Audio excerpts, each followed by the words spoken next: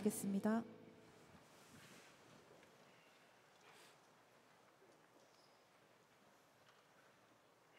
사랑하는 하나님 아버지, 감사합니다.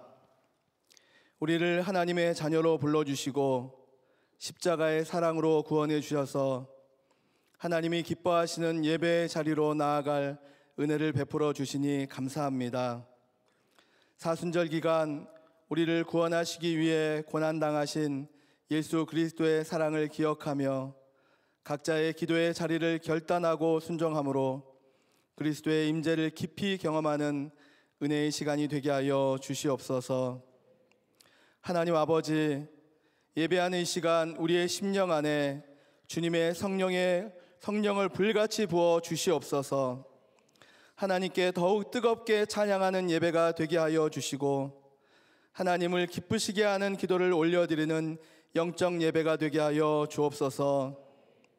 우리가 이 땅만을 바라보고 살아가면 우리는 날마다 낙심할 수밖에 없지만 눈을 들어 살아계신 하나님을 바라보며 하나님께 소망을 두면 하나님께서는 우리의 눈에 눈물을 닦아주시고 우리의 슬픔이 변하여 기쁨이 되게 하시며 애통이 변하여 승리의 날이 되게 하시는 좋으신 하나님이심을 믿습니다. 이 시간 사방이 다 막힌 것 같고 이 땅의 모든 소망이 끊어져 죽을 것 같은 고난 중에 있는 성도들을 위로해 주시고 살아갈 길을 열어 주시옵소서. 하나님 아버지, 우리의 상황과 생각과 경험과 모든 지식을 주님의 십자가에 못 박고 우리에게 친히 말씀하시는 하나님의 음성 듣기를 사모합니다. 하나님 말씀의 통로로 세워주신 김다희 담임 목사님에게 기름 부어 주셔서 우리를 향하신 하나님 말씀을 온전히 전하게 하여 주시옵소서. 목사님 말씀을 귀로만 듣고 잊어버리지 않게 하시고 우리의 마음에 새겨서 우리의 삶을 인도해 주시는 레마의 말씀으로 품고 살아가게 하여 주옵소서. 하나님께서 맡겨주신 복음의 사명을 기쁨으로 순종하시는 김다희 담임 목사님과 늘 동행하여 주셔서 선한 목자교회를 섬기시며 한국교회와 열방을 섬기실 때 하나님께서 기뻐하시는 바울과 같은 선교의 사명을 감당하는 귀한 종이 되게 하여 주시옵소서.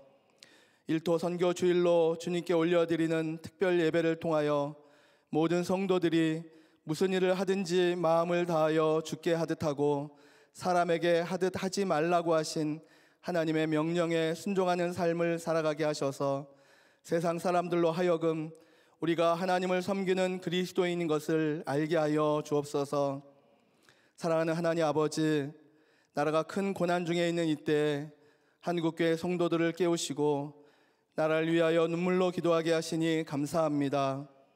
우리나라가 이 고난을 통하여 하나님을 더욱 경외하는 나라가 되게 하여 주시고 이 나라를 다스리시고 통치하시는 분이 하나님이심을 깊이 경험하게 하여 주옵소서. 오직 정의를 물같이 공의를 마르지 않는 강같이 흐르게 하시는 하나님의 역사가 우리 민족 가운데 임하게 하여 주시옵소서. 예배를 섬기는 모든 손길을 기억해 주시고 성도들의 삶에 하나님이 부어주시는 기쁨이 넘치게 하여 주옵소서. 우리의 유일한 소망 되시는 예수 그리스도의 이름으로 기도합니다. 아멘. 오늘 우리에게 주시는 하나님의 말씀은 골로새서 3장 23절에서 24절 말씀입니다. 무슨 일을 하든지 사람에게 하듯이 하지 말고 주님께 하듯이 진심으로 하십시오. 여러분은 주님께 유산을 상으로 받는다는 사실을 기억하십시오. 여러분이 섬기는 분은 주 그리스도이십니다. 아멘. 하나님의 말씀입니다. 다 함께 자리에 앉겠습니다.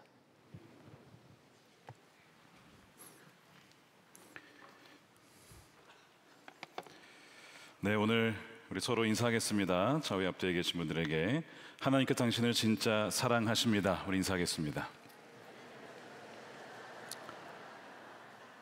근데 포인트는 진짜에 있습니다. 진짜 사랑하십니다. 다시 한번 하겠습니다. 하나님께서 당신을 진짜 사랑하십니다. 네. 하도 가짜가 많아가지고 요즘에 진짜를 강조해 줘야 됩니다. 정말 주님께서 여러분들을 사랑하십니다. 자, 오늘 일터 선교 주일입니다. 일터에서 그리스도를 섬기라 라는 제목의 말씀을 나누겠습니다. 하나님께서 우리를 구원해 주시고 또 우리에게 참 우리를 믿어 주셔가지고 우리에게 맡기신 일이 있어요. 보통 신뢰가 아니면 그런 중요한 일을 맡길 수 없습니다. 주님이 직접 하시지. 주님께 우리에게 맡기신 일. 바로 복음 전파의 사명입니다. 마태복음 28장 19절에서 그러므로 너희는 가서 모든 민족으로 제자를 삼아, 그렇죠? 제자를 삼으라고. 사도행전 1장 8절에는 땅 끝까지 이르러 내 증인이 되리라. 증인 되리라. 너희는 복음 전파해야 될 사명이 있다. 자, 그것을 우리에게 맡기신 거예요. 천사에게도 주지 않은 사명을 우리에게 주셨어요. 자, 그러면 이제 주님 앞에 서기 전에, 주님 앞에 서게 되면 보고서를 준비해서 보고해야 됩니다. 주님 우리에게 맡기신 사명을 우리가 어떻게 감당했는지. 자, 오늘이 마지막이고 내일 주님 앞에 만약에 서게 된다면 여러분들은 준비가 되셨습니까? 아마 아무도 준비됐다라고 하신 분은 없을 거예요. 저도 주님 잠깐만요, 좀 더 시간을 주십시오, 북한에 들어가겠습니다 이럴지도 모르겠어요. 그 정도로 준비가 잘 안 됐다라고 느낄 거예요. 그러다 보니까 우리가 선교지로 좀 가야 되지 않겠나 이런 생각을 합니다. 여러분, 선교지는 어디일까요? 우리의 선교지는 어디입니까? 제가 2019년에 저기 중미, 미국 밑에 IT라고 하는 곳이 있습니다. 정말 세계에서 가장 못 사는 나라 중에 하나예요. 거기에 선교를 갔는데 그 나라 중에서도 가장 못 사는 동네를 갔어요. 소위 쓰레기 마을입니다. 제가 일부러 좀 흑백으로 이렇게 했어요. 사실은 이제 하늘과 땅이 너무 대조가 되는 거예요. 하늘은 너무 예쁜데 사실 저 왼쪽에 저기 카리브해입니다. 카리브해. 그 말로만 듣던 카리브해. 해적이 출몰한다는 그 카리브해. 근데 여러분, 저 카리브해가 보이지 않고요, 그 뭐 집도 아닌 것 같은 곳에서 사람들이 살고 있고 진흙을 파가지고 애들이 놀고 있는데, 그러면서 사람만 사는 게 아니라 돼지와 사람이 어울려 삽니다. 돼지가 얼마나 많은지 몰라. 저기에도 복음이 필요하니까 가서 복음을 전했습니다. 말로만이 아니고 그들에게 식량을 주고 그들에게 의료품을 주면서, 밴드 하나 없어가지고 막 손이 막 썩어가고 있는 거예요. 애가, 엄마가 너무 안타까우니 약이 없는 걸 어떻게 했어. 밴드를 많이 챙겨갔어요. 약하고 이렇게 선교를 했습니다. 여러분, 이게 선교지죠. 이 선교지 현실입니다. 그러니까 우리가 가야죠. 가서 사랑으로 복음을 증거해야 될 사명이 우리에게 있습니다. 근데 사실 이런 선교지를 얼마나 많은 사람들이 갈 수 있냐, 갈 수 있고 가는 사람들을 다 합쳐봤자 저희 교회에 아마 1% 될까요? 간다 하더라도 머물러 있는 사람보다 대부분 다 돌아오셔야 돼요. 뭐 일주일이나 2주 정도 있다가. 그렇게 따지면 사실 이 선교지라고 하는 것이 우리랑 굉장히 멀게 느껴지고, 그것만 선교지라고 한다면 사실 어떻게 그렇게 그러면 이 지상 대위임령, 이 제자를 삼으라, 이거를 어떻게 완수할 수 있을까? 거의 불가능하거나 너무 오래 걸리는 거죠. 두 번째 사진 보겠습니다. 두 번째 사진은 이렇게 쓰여 있습니다. You are now entering the mission field라고 되어 있죠. 당신이 지금 선교지로 들어가고 있습니다. 어디서 찍었냐면 저 인도 어디 슬럼가가 아니고 제가 미국에 살던 동네 앞교회 주차장에서 찍은 겁니다. 이제 예배를 드리고 마치고 나가면서 성도님들은 저걸 보면서 나가는 거야. 우리가 지금 가는 곳은 가정과 일터인데 바로 그것은 우리의 선교지다라고 하는 것을 다시 한번 리마인드 하면서 나가는 거죠. 여러분, 우리가 예배 이후에 가게 될 우리의 가정도 우리의 일터도 다 거기도 선교지라고 하는 거예요. 왜냐하면 땅끝까지 갔을 때 그 땅끝에 있는 사람들이 보기에 이곳이 또한 땅끝이기 때문에 대한민국에도 복음을 듣지 못한 이들이 굉장히 많습니다. 근데 그것이 바로 여러분들의 일터예요. 여러분들의 학교입니다. 이번에는 이 숫자를 좀 보여드릴 텐데 2대 166, 이게 뭘까요? 한번 손들어 맞춰보세요. 한번. 1, 2, 3부 중에 아무도 못 맞췄습니다. 근데 맞출 수가 없어요. 저도 못 맞췄었는데. 이게 무슨 의미냐면 일주일 동안 교회에서 보내는 시간입니다. 앞에 2가 2시간. 그러니까 대부분의 분들이 주일날 예배를 드리고 평일날 갔다가 다시 돌아오죠. 물론 우리 장로님들은 이런 분들은 막 20시간, 30시간, 40시간 훨씬 더 많긴 하지만 대부분은 일주일에 한 2-3시간 정도 주일날 시간 보내고 이제는 가십니다. 그리고 대부분의 166시간이 가정과 일터에서 시간을 보냅니다. 제가 왜 이 숫자를 보여드릴까요? 대부분의 시간은 우리는 일상에서 보내고 대부분의 99%의 성도들이 선교지가 아니라 일상에서 살아갑니다. 이런 현실 속에서 우리가 어떻게 지상대 위임령을 완수할 수 있을까요? 만일 이 지상대 위임령이 목회자나 전문 사역자나 선교사에게만 주어진 거라고 한다면, 즉 1%도 안 됩니다. 0.1%의 사람들에게만 주어진 사명이라면 여러분, 지상 대위임령은 거의 완수 불가능한 것이죠. 그래서 어떤 분들이 사실은 이래요. 선교라고 하는 것, 전도라고 하는 것, 아니 목사님이 해야지 왜 그걸 저희가 합니까? 목사님이 하는 거를 저희가 돕는 거 아닌가요? 선교사님이 하는 것을 저희가 돕는 거 아닌가요? 라고 그렇게 얘기를 합니다. 근데 여러분, 이 말씀을 가만히 보면 목회자가 메인이 되어서 성도님들이 보조하는 게 아니고 반대입니다. 여러분들이 메인이고 저희가 돕는 거예요. 아마 이 얘기를 처음 들어보신 분들 계실 거예요. 그게 무슨 소리냐 도대체. 우리는 발런티어 아닙니까? 우리는 발런티어죠. 목사님은 그냥 전문적으로 그 일에 훈련 받으신 분이니까 목사님이 하셔야죠. 근데 성경에 보면 어떻게 돼 있냐면 이렇게 돼 있습니다. 에베소 4장입니다. 그분이, 예수님께서 어떤 사람은 사도로, 어떤 사람은 예언자로, 어떤 사람은 복음 전도자로, 어떤 사람은 목사와 교사로 삼으셨습니다. 왜죠? 그것은 성도들을 준비시켜서 봉사의 일을 하게 하고, 자, 여기서 준비시키다. 누구를 준비시킵니까? 이들이 성도님들을 준비시킨대요. 이 준비시키다를 영어로는 equip이라고 해서, 이게 군사 용어죠. 병사들을 훈련시키고 무장케 하고 군장을 매게 하고 무기를 취하게 하여 전쟁을 수행할 수 있도록, 어떤 임무를 수행할 수 있도록 하는 것이 이 준비시키다는 의미입니다. 성도들을 그렇게 준비시키는 역할이 목회자의 역할이에요. 그러면서 뭘 하게 하냐면 봉사의 일을 하게 한대요. 근데 이 봉사도 좀 의미가, 봉사하면 주로 교회 봉사 이렇게 생각해요. 물론 그것도 포함이 됩니다. 근데 이 봉사라는 의미를 영어로는 the work of ministry라고 해서 더라는 말 붙였죠. 정관사 더. 이거는 다 이미 알고 있는 내용이에요. 어떤 내용일까요? 바로 예수님의 사역을 하게 한다는 거예요. 예수님 사역은 뭐였습니까? 회개하라, 천국이 가까웠다. 복음을 전하고 가난한 자들에게 먹을 것을 주고 그들을 치유하고 병든 자를 고치며 귀신을 쫓아내며 그 하는 모든 사역, 그 사역을 이제는 성령을 보내주셔서 모든 그리스도인들이 하도록 무장시켜 주시고 그 사명을 맡겨주셨어요. 근데 그것을 잘할 수 있도록 훈련시키는 분들이 누구라고요? 목회자입니다. 목회자가 보조고 이 메인 필드에서 뛰셔야 될 분들이 누구냐면 그리스도인들이, 모든 그리스도인들이라고 하는 거예요. 자, 그렇게 할 때에 그리스도의 몸을 세우게 된다.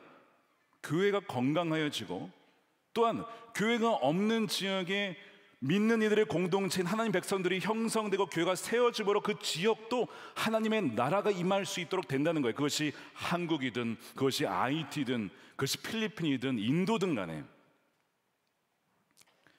그렇게 될 때 13절이 이렇게 되는 거예요. 그리하여, 자, 앞에 다 전제죠. 그렇게 될 때에 우리 모두가 하나님의 아들을 믿는 일과 아는 일에 하나가 되고 온전한 사람이 되어 그리스도의 충만하심의 경지에까지 다다르게 됩니다.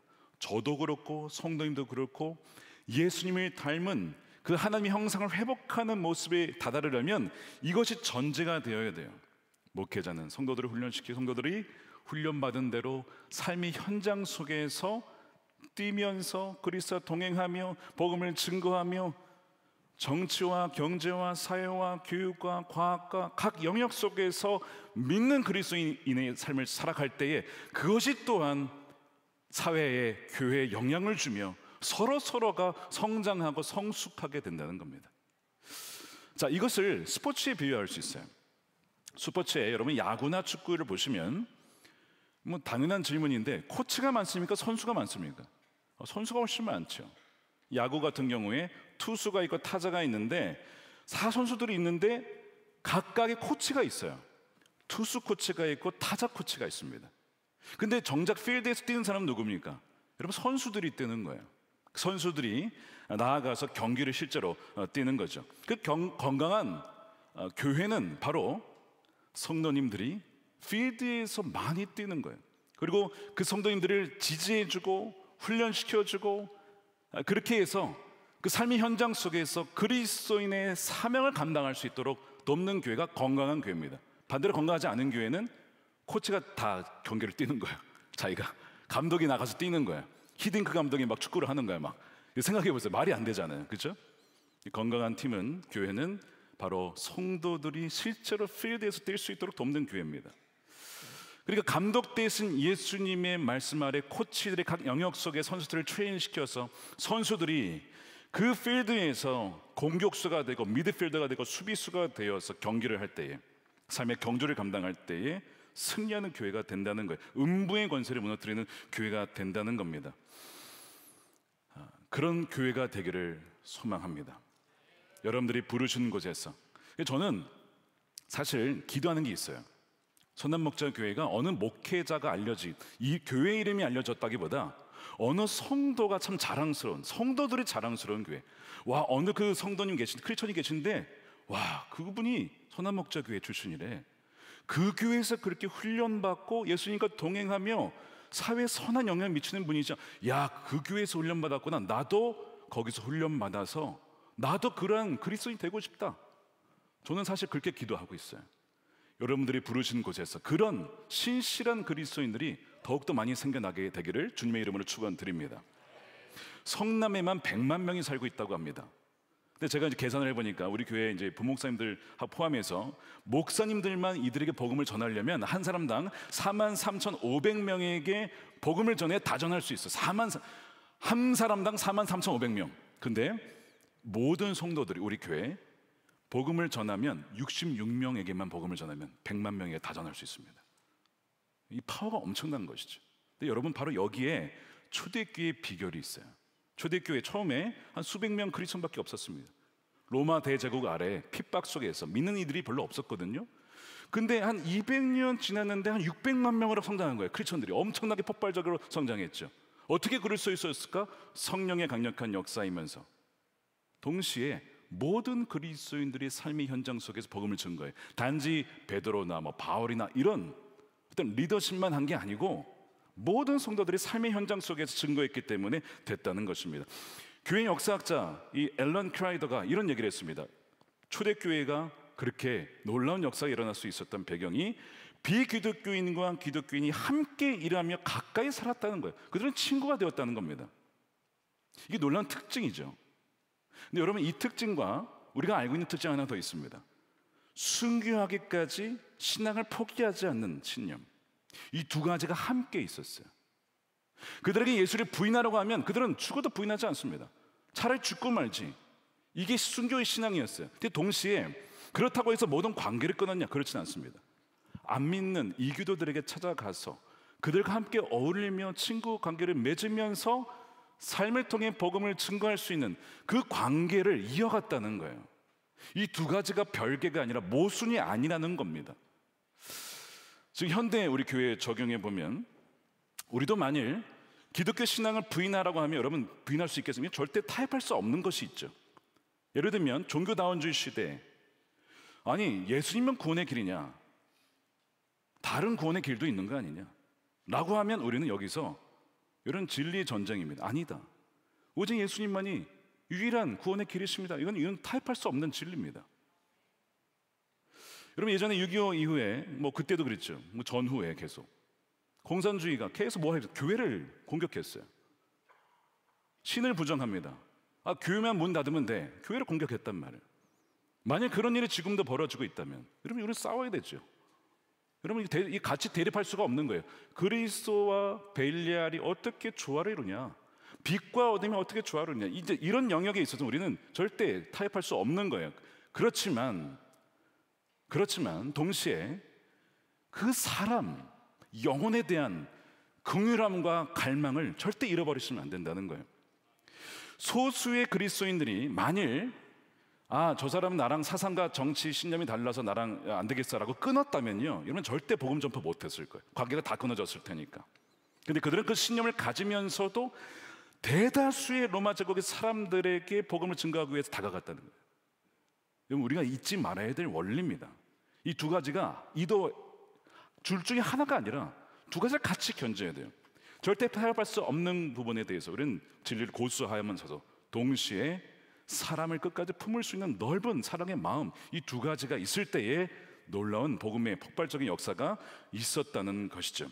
마이클 그린이라고 하는 학자도 그런 얘기를 합니다. 기독교인이 삶과 말에서 일관성과 연관성을 가질 때 전도는 효과적이었다. 무슨 얘기냐면 말뿐만이 아니라 말은 막 복음을 얘기하는데 행동은 너무 거칠고 무례하고 독선적이고 배타적이고 그건 복음을 듣지 않는다는 거예요. 그래서 행동과 성품, 예수님의 온유하신 성품, 십자가에서 그렇게 죽으실 때 많은 욕과 비난을 당했지만 끝까지 입을 닫고 저들을 용서해 주십시오, 알지 못해서 그렇습니다 라고 했던 그 예수님을 닮아가면서, 그러나 하나님의 그 진리를 끝까지 전했던 그 모습을 닮아갈 때에 복음이 전파된다는 거예요.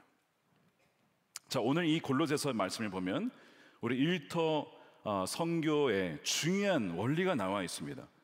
골로새 교회는 이 에바브라라고 하는 사도 바울의 제자가 세운 교회입니다.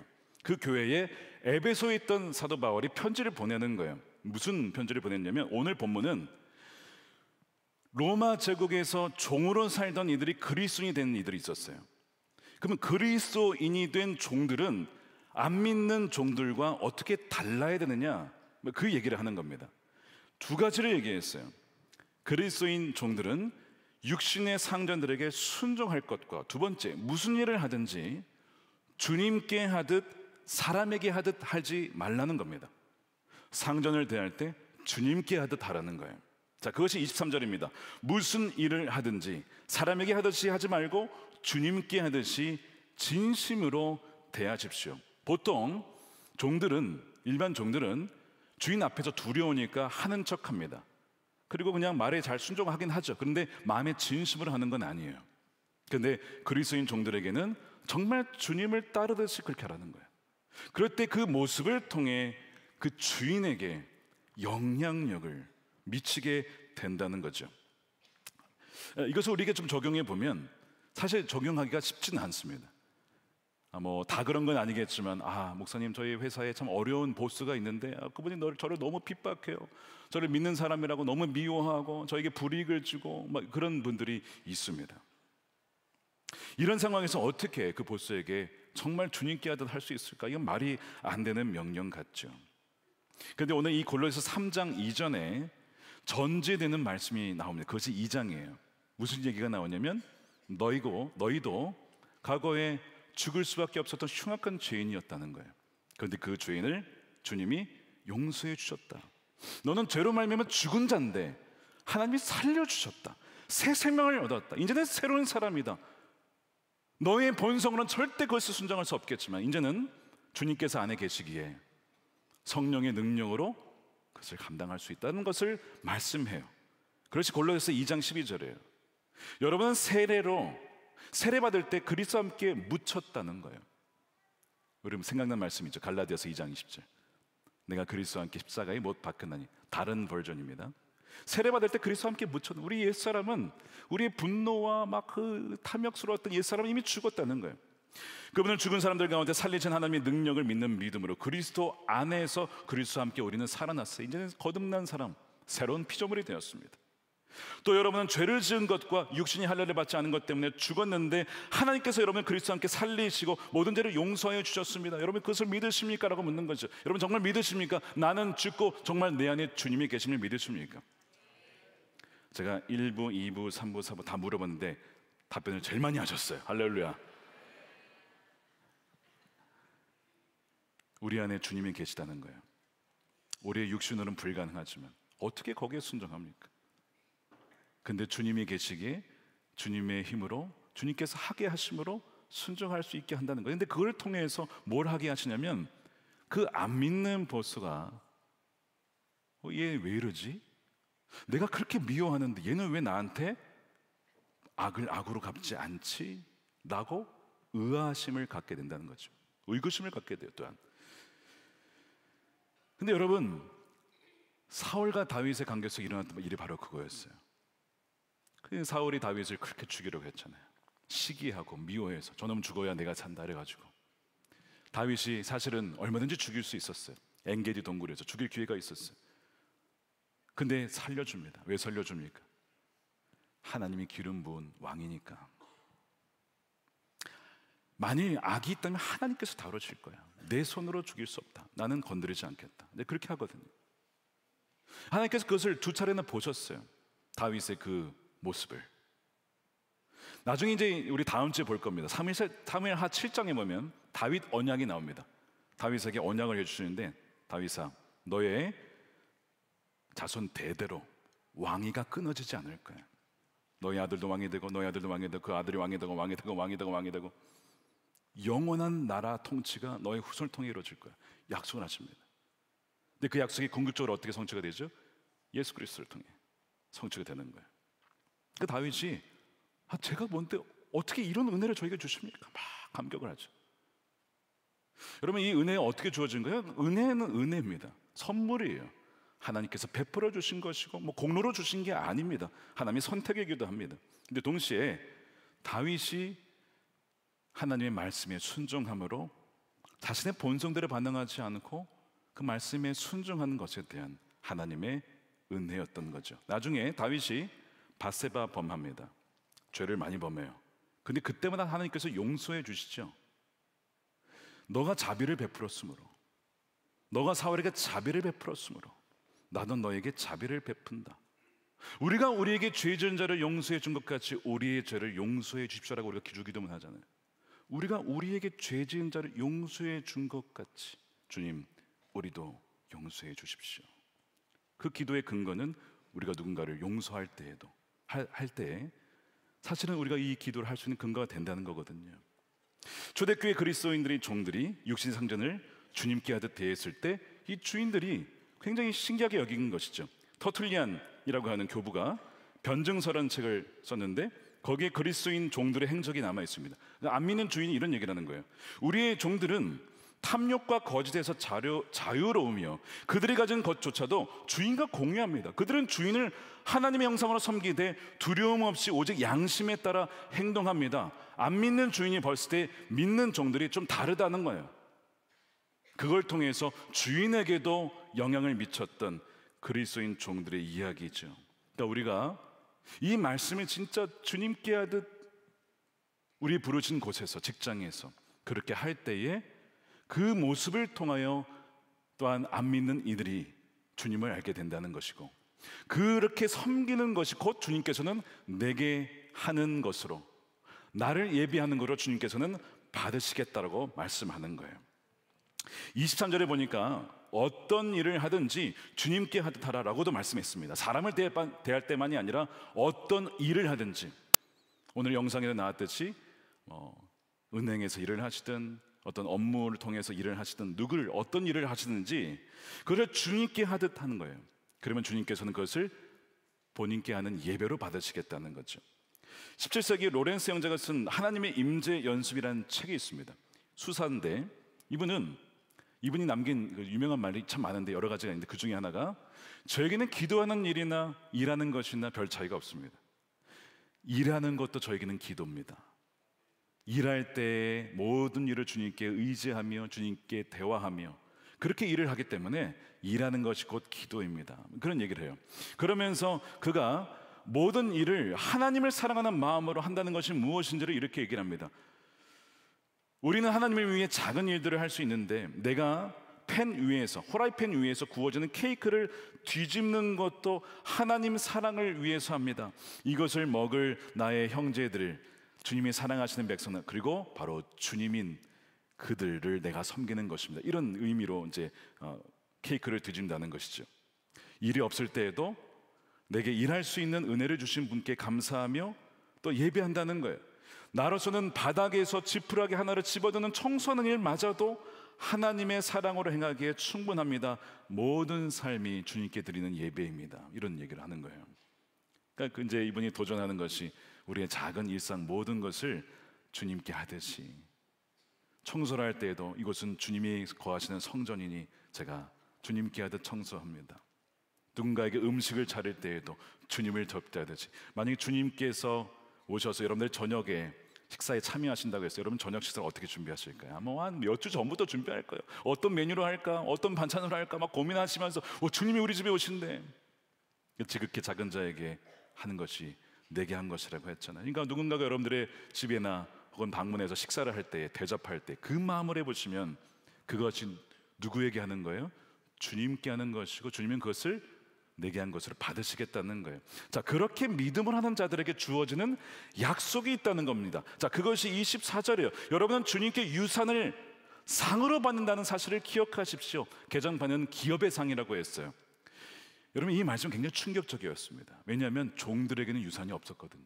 땅도 주어질 수 없고 재산도 주어질 수, 어느 것도 주어지지 않았습니다. 그런데 그들에게 유산이 있다고 하니 이 종들에게 얼마나 이것이 기쁨의 메시지였겠습니까? 그럼 도대체 이 유산의 상이 뭐냐? 하나님 나라의 영광, 참 잘하였다 나의 착한 종아. 영원한 생명, 썩지 아니하는 하늘의 보화, 그리고 영원히 하나님이 함께 하시는 그 은혜, 그것이 이 종들에게 유산으로 주어진다는 건데, 이것이 예수 그리스도 안에서 우리 모두에게 이미 주어진 줄로 믿습니다. 우리가 그것을 믿기 때문에 이 땅에서 부족한 것이 있는 것 같아도 하나님께서 이 기업의 상을 마련해 주시다는 그 믿음으로 살아가는 저와 여러분들이 되시기를 축복합니다. 사실 이 종들에게 이렇게 대하라는 원리는 사실 주인에게도 동일하게 적용이 돼요. 그래서 주인도 종들에게 공정하게 대우하라고 말씀합니다. 4장 1절 보십시오. 주인되니 여러분, 그리스도인들 중에 주인이 있었죠. 정당하고 공정하게 종들을 대우하십시오. 여러분도 하늘의 주인을 모시고 있다는 사실을 아시기 바랍니다. 무슨 얘기냐면 당신들이 주인이지만 하늘의 주인을 모시는 여러분들은 종들 아닙니까? 하나님께서 우리를 선대하기를 원하시는 것처럼, 공정하게 다기를 원하시는 것처럼 여러분들의 종들도 학대하지 마시고, 착취하지 마시고, 인격 모독하지 마시고 인격적으로 대우해 주시기 바랍니다. 여러분, 이것이 지금은 너무 당연해 보이지만 당시에는 노예는요 사람이 아니었어요. 노예를 뭐라고 불렀냐면 말하는 물건, 말하는 도구라고 불렀습니다. 이 인간이 아니었어요. 존엄성 이런 거 없습니다. 인권 없습니다.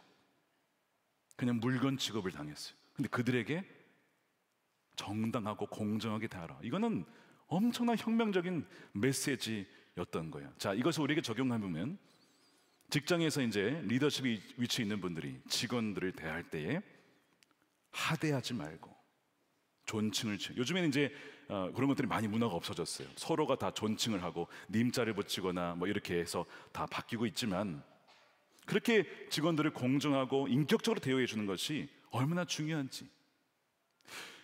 사장님이 믿는 사람인데 직원들에게 막말을 해요. 모독을 해요. 그러면서 예수님을 믿으래요. 여러분, 믿을 수 있겠습니까? 안 믿는 거예요.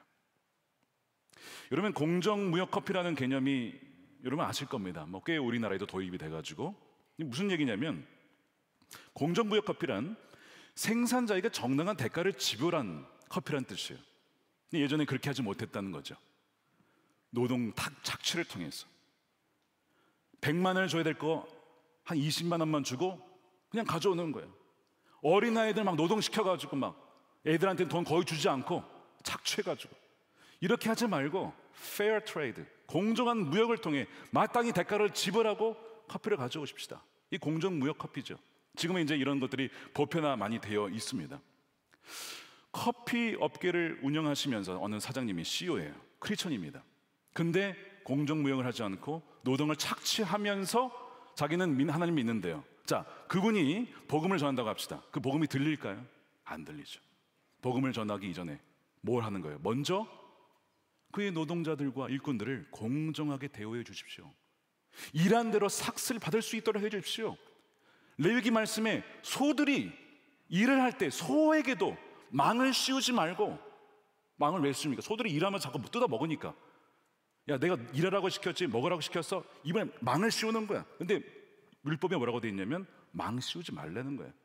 소들도 일하면서 먹을 수 있게 하라는.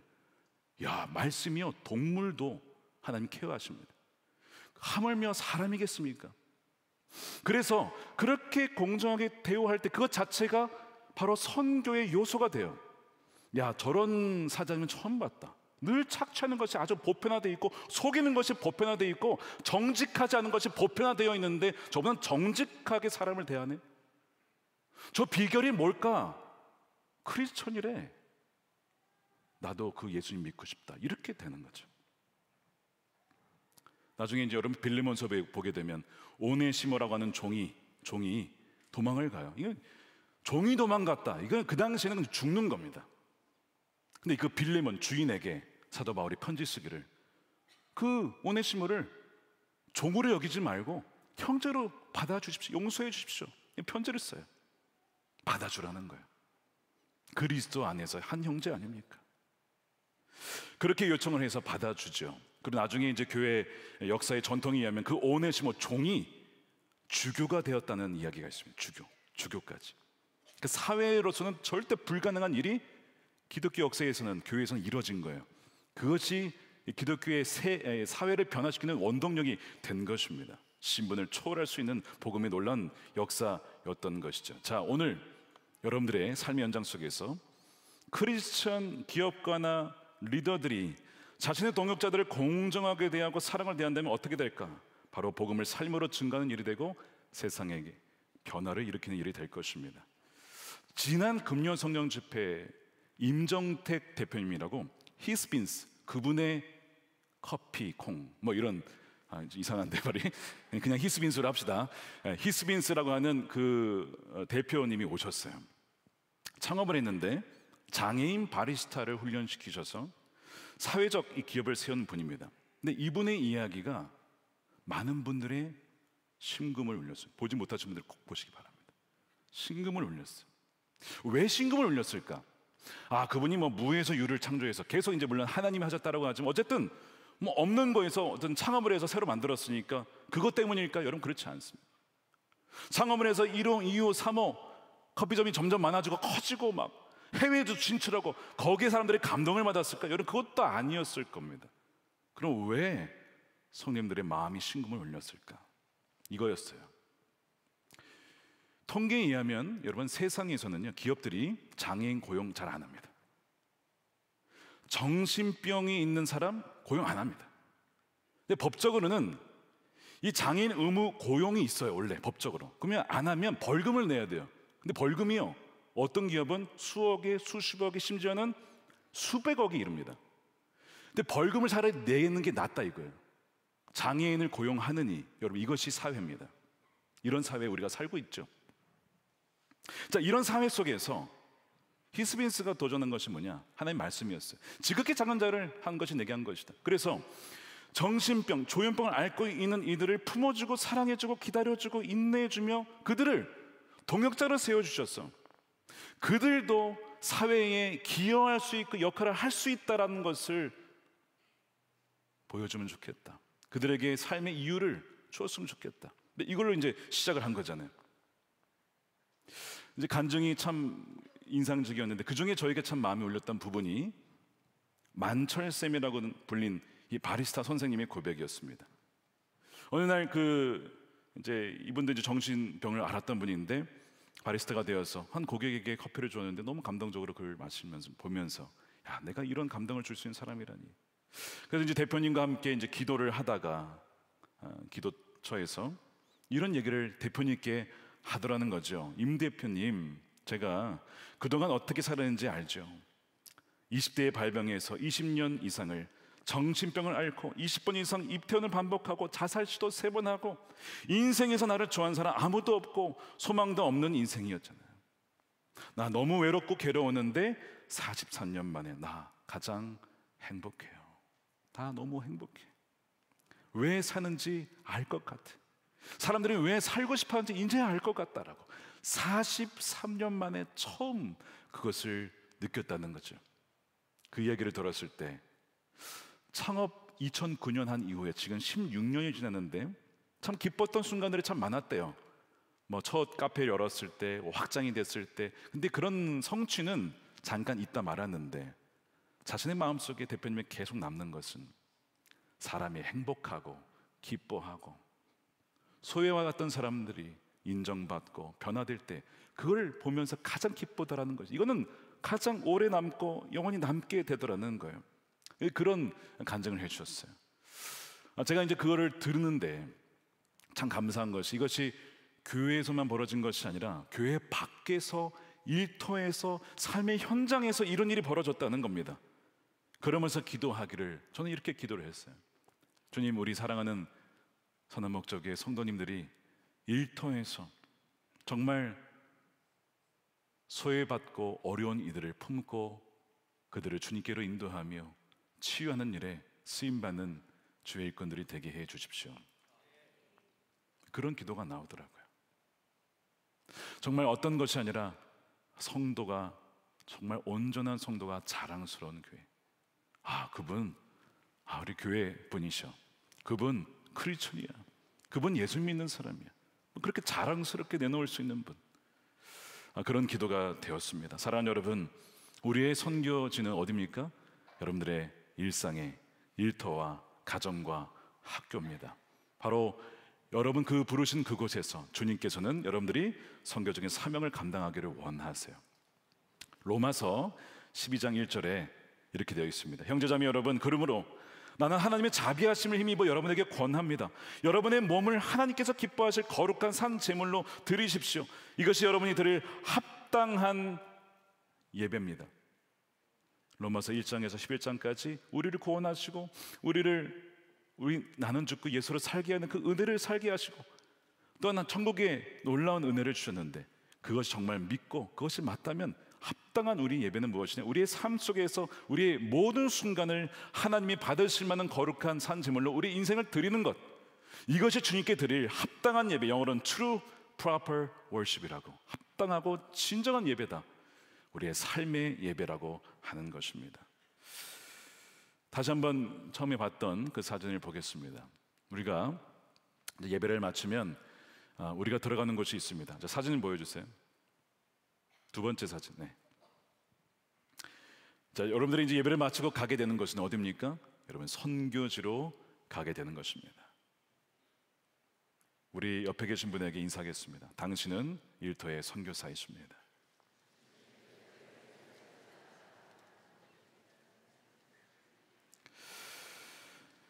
바로 여러분들을 통해서 일터의 선교사로서 주님께서 친히 일하시고 또한 역사하실 줄로 믿습니다. 오늘 우리 일터 선교 주일을 맞이해서 일터의 선교사로 살아가시는 우리 증인을 소개하도록 하겠습니다. 우리 최원빈 집사님 나오실 때 우리 박수로 맞이해 주시기 바랍니다.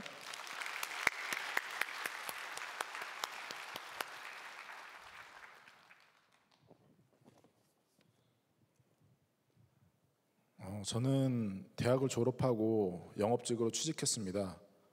계약직부터 시작하여 정규직 그리고 관리자가 되기까지 7년의 시간 동안 그 안에서 최고가 되기 위해, 그리고 돈을 많이 벌기 위해 남들보다 열심히 일했습니다.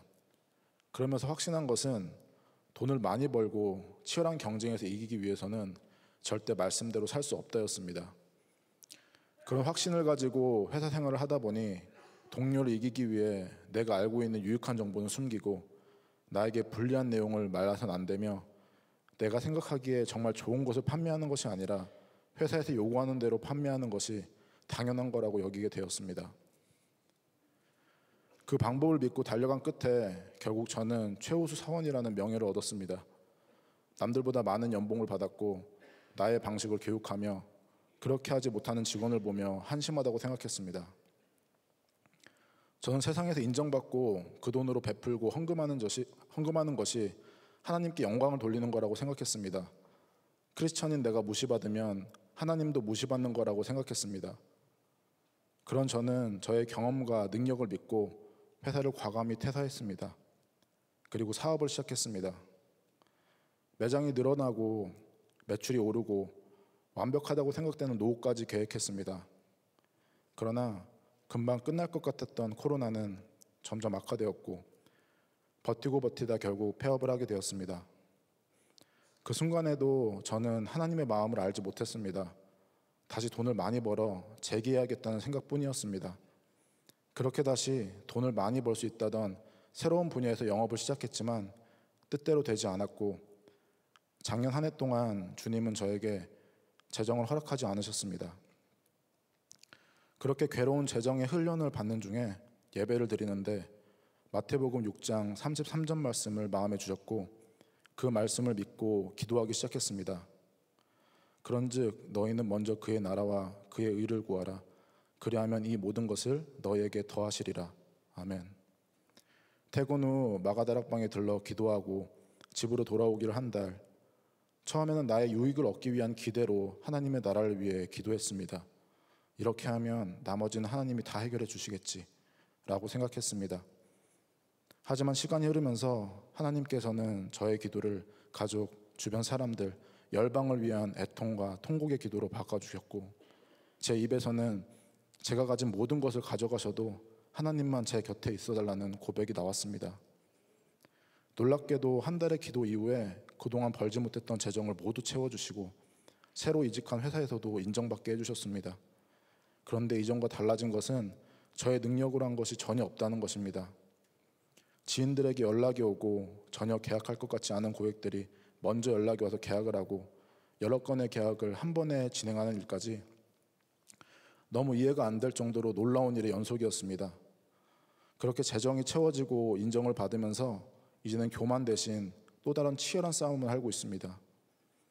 정직하게 일할수록 나의 수익이 줄어들 수밖에 없는 업무 구조, 회사에 정직하게 보고하지 않고 마음만 먹으면 더 많은 이익을 취할 수 있는 상황에서 매일 매순간 제 마음은 전쟁터입니다. 세상 사람들은 말 안 하면 아무도 모르는 걸 굳이 말해서 손해본다고 유별나고 멍청하다고 할지 모릅니다. 하지만 하나님께서는 손해보더라도 나에게 남는 것이 전혀 없더라도 예수님의 손을 놓지 말라고 하십니다. 중요한 건 내가 돈을 더 벌고 못 벌고가 아닌 예수님과 동행하느냐 못하느냐이기 때문입니다. 하루에도 수십 번 다양한 상황과 방법을 보여주며 마귀는 속삭입니다. 예수님의 손을 놓고 돈을 잡으라고 합니다. 그래도 예수님은 나를 버리지 않는다며 괜찮다고 유혹합니다. 하지만 이제는 그러고 싶지 않습니다. 아무도 모르는 부분부터 바로잡지 않는다면 내가 그들에게 복음을 전할 수 있는 순간이 왔을 때 나의 복음은, 나의 예수님은 가짜가 되기 때문입니다. 아침 출근길 아내가 장난 반 진담 반 이렇게 말을 합니다. 선교사님 잘 다녀오세요. 이 말이 연약한 저에게 큰 용기가 됩니다. 그리고 아침에 묵상하는 말씀 한 개가 저에게 큰 힘이 됩니다. 이제는 일터에서 어떤 마음으로 어떤 것을 바라보고 살아야 할지 알게 되었습니다. 세상의 욕심을 쫓아 살아가던 인생에서 하나님이 원하시는 방향으로 제 삶의 방향을 돌려주신 주님, 하나님이 세워진 일터에서 선교사임을 잊지 말고 살아가겠습니다. 저의 모든 것을 인도해 주신 주님 사랑하고 감사합니다.